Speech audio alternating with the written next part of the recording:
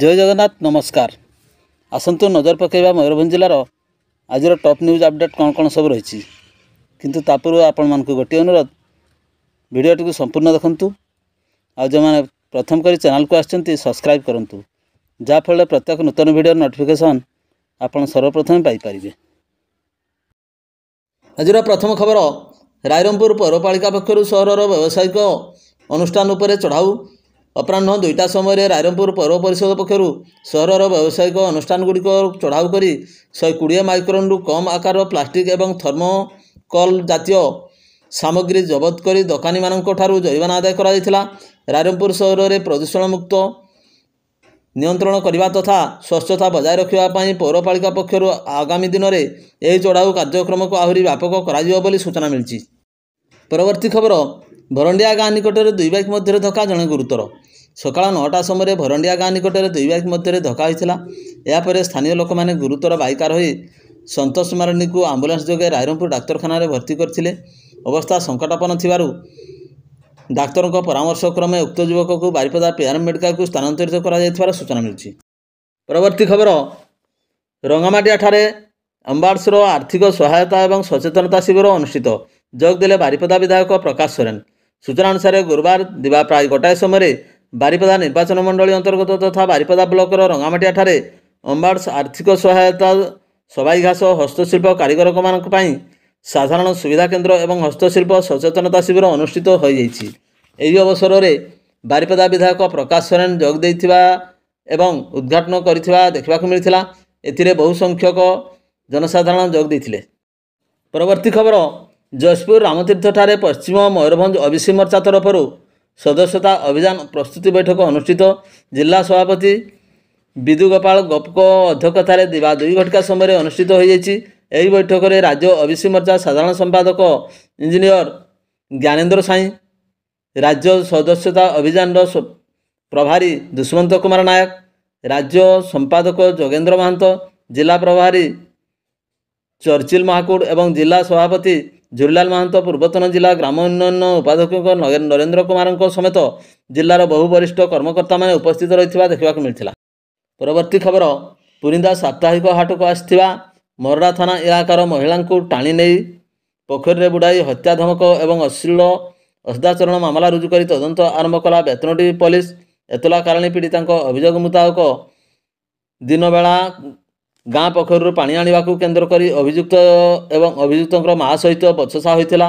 यापर अपराह्न बेतनटी थाना अधीन पुरिंदा साप्ताहिक हाट को आसवा बेले पनीपरिया किणी सारी संध्यारे घर को फेरुवा समय अभियुक्त जनक पीड़िता को रास्ता पार्श्वस्थ पोखरी को टाणी नहीं पानी में बुड़ाई हत्या धमक देवा सहित पीड़िता शाढ़ी और ब्लाउज छिंडाई अश्लील सदाचरण करथिला। एने पीड़िता एतला क्रमे बेतनटी पुलिस विभिन्न दफारे 283 नंबर मामला रुजु कर तदंत आरंभ करिछि। परवर्ती खबर हाथीशाल गाँव में साप कामुड़े बालक मृत। गतकाली राति हाथीशाल गाँव में घरे शोइथिबा 12 वर्षीय बालक लक्ष्मण देहरी को विषाक्त साप कामुड़ी देइथिला। यापर परिवार लोक माने गुरुतर बालक को रायरंगपुर डाक्तखाना भर्ती करथिले। सेठारे चिकित्सक तांको मृत घोषणा करथिले। सूचना पर सकाळ 10टा समय गरुमसाणी थाना पुलिस मृतदेह को जबत करी रायरंगपुर डाक्तखाना व्यवच्छेद पर परिवार वर्ग को हस्तांतरित कर सूचना मिली। परवर्ती खबर बेतनटी थाना तथा रेंज अधीन सुनाहदा 12 माइल रास्तार गुरुवार अपराह्न 4टारे चढ़ाऊ कर एक चोरा काठ पिकअप भ्यान को जबत करने सहित मामला रुजु कर तदंत आरंभ करिछि बेतनटी वन विभाग।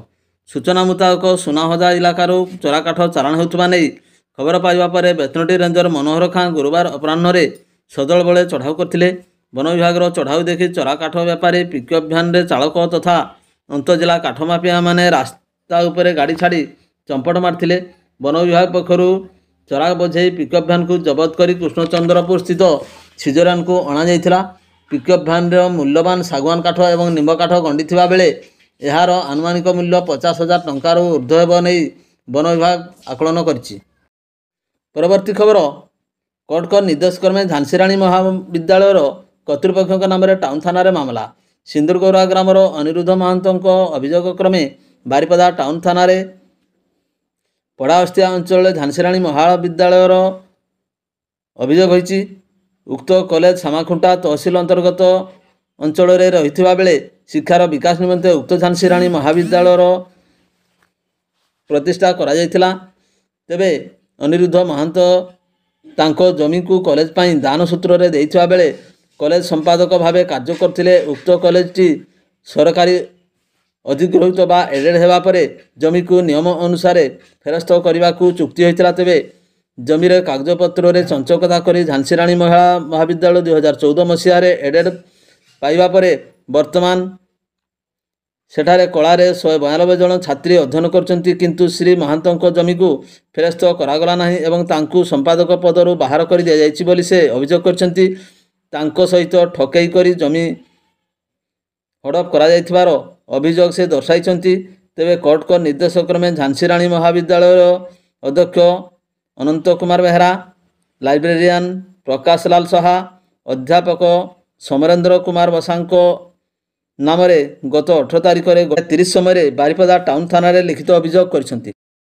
ପରବର୍ତ୍ତୀ ଖବର, କରଞ୍ଜିଆ ବ୍ଲକ ପକ୍ଷରୁ ତାଟ ପଞ୍ଚାୟତ ଠାରେ ଷଷ୍ଠ ଶ୍ରେଣୀ ସେବା କାର୍ଯ୍ୟକ୍ରମ ଅନୁଷ୍ଠିତ।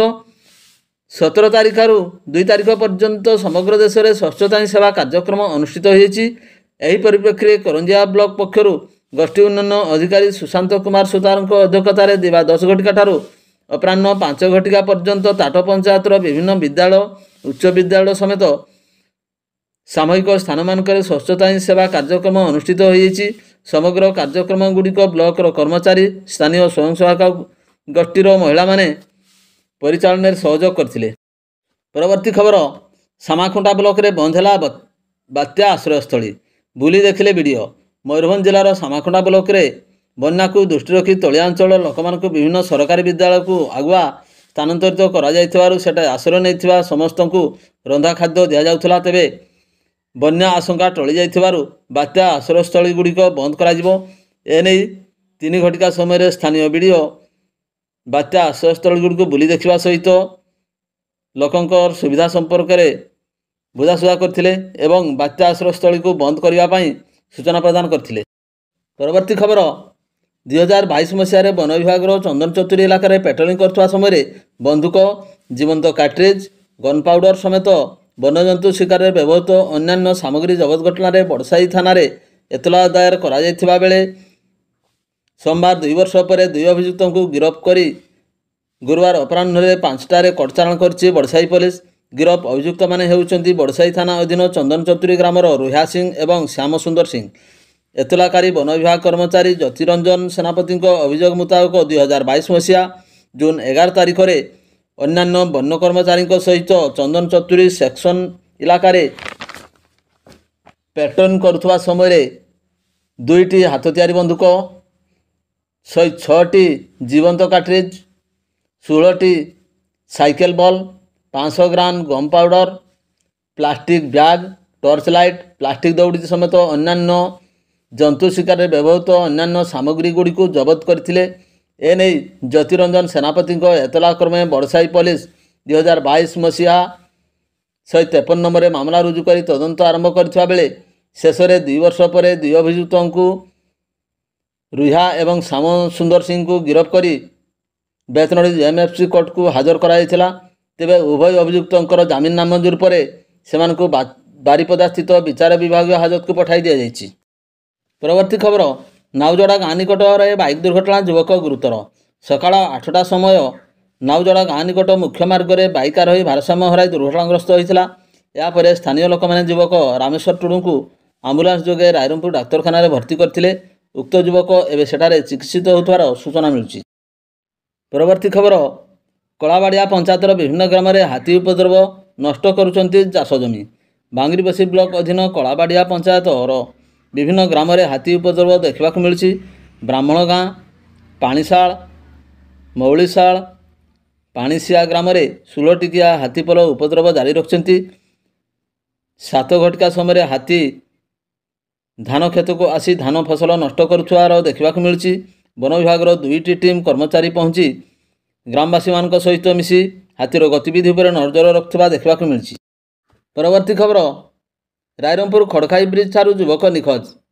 ରାତ୍ରି ସମୟ ସ୍ଥାନୀୟ ଖଡ଼ଖାଇ ବ୍ରିଜ ଠାରୁ ଜଣେ ଯୁବକ ସନ୍ଦେହଜନକ ଭାବେ ନିଖୋଜ ହୋଇଯାଇଛନ୍ତି। ସୂଚନା ପରେ ଟାଉନ ପୋଲିସ ଖୋଜାଖୋଜି ଆରମ୍ଭ କରିଥିଲା। ପରଦିନ ସକାଳ 6ଟା ସମୟରେ ତାଙ୍କ ସାଇକେଲକୁ ଖଡ଼ଖାଇ ନଦୀ ପୋଲ ତଳୁ ଟାଉନ ପୋଲିସ ଉଦ୍ଧାର କରିଥିବା ଜଣାପଡ଼ିଛି। ନିଖୋଜ ହୋଇଥିବା ଯୁବକ ଜଣକ ନାଗବଣ ଗାଁର SK ଆନୱର ବୋଲି ଜଣାପଡ଼ିଛି ଏବଂ ସେ ରାଇରଙ୍ଗପୁର ସହରର ଏକ ଅନୁଷ୍ଠାନରେ କାମ କରୁଥିଲେ। ପରିବାର ପକ୍ଷରୁ ଟାଉନ ଥାନାରେ ଲିଖିତ ଅଭିଯୋଗ ପରେ ପୋଲିସ ଅଧିକ ତଦନ୍ତ ଜାରି ରଖିଥିବାର ସୂଚନା ମିଳିଛି। ପରବର୍ତ୍ତୀ ଖବର, ସିନେମା ହଲ୍ ଛକ ନିକଟରୁ ମୁମୂର୍ଷୁ ଅବସ୍ଥାରେ ବ୍ୟକ୍ତି ଉଦ୍ଧାର, 108 ଆମ୍ବୁଲାନ୍ସ ଯୋଗେ କରଞ୍ଜିଆ ମେଡିକାଲରେ ଭର୍ତ୍ତି। କରଞ୍ଜିଆ ସହରର ୱାର୍ଡ ନମ୍ବର 8 ସ୍ଥିତ ସିନେମା ହଲ୍ ଛକ ନିକଟରୁ ରାତି ପ୍ରାୟ 9 ଘଟିକା ସମୟରେ ମୁମୂର୍ଷୁ ଅବସ୍ଥାରେ ଜଣେ ଯୁବକଙ୍କୁ ନିକଟସ୍ଥ ଦୋକାନୀମାନେ ଉଦ୍ଧାର କରି କରଞ୍ଜିଆ ମେଡିକାଲରେ ଭର୍ତ୍ତି କରିଥିଲେ। ପ୍ରାପ୍ତ ସୂଚନା ମୁତାବକ ୱାର୍ଡ ନମ୍ବର 8ର ପାଣୁ ନାୟକ ନାମକ ବ୍ୟକ୍ତି କୌଣସି କାରଣରେ ଦୁର୍ଘଟଣାଗ୍ରସ୍ତ ହୋଇ ଆହତ ଅବସ୍ଥାରେ ସାହାରାପଡ଼ା ପଟୁ ଚାଲି ଚାଲି ଆସି ସିନେମା ହଲ୍ ଛକ ନିକଟରେ ମୁମୂର୍ଷୁ ଅବସ୍ଥାରେ ପଡ଼ିଯାଇଥିଲେ। ସ୍ଥାନୀୟ ଦୋକାନୀମାନେ ତାଙ୍କୁ ଉଦ୍ଧାର କରି 108 ଆମ୍ବୁଲାନ୍ସ ଯୋଗେ କରଞ୍ଜିଆ ମେଡିକାଲରେ ଭର୍ତ୍ତି କରିଛନ୍ତି। ତାଙ୍କର ଚିକିତ୍ସା ଚାଲିଥିବା ମେଡିକାଲ ପକ୍ଷରୁ ସୂଚନା ମିଳିଛି। ଭିଡ଼ିଓଟିକୁ ଶେଷ ପର୍ଯ୍ୟନ୍ତ ଦେଖିଥିବାରୁ ଅନେକ ଅନେକ ଧନ୍ୟବାଦ।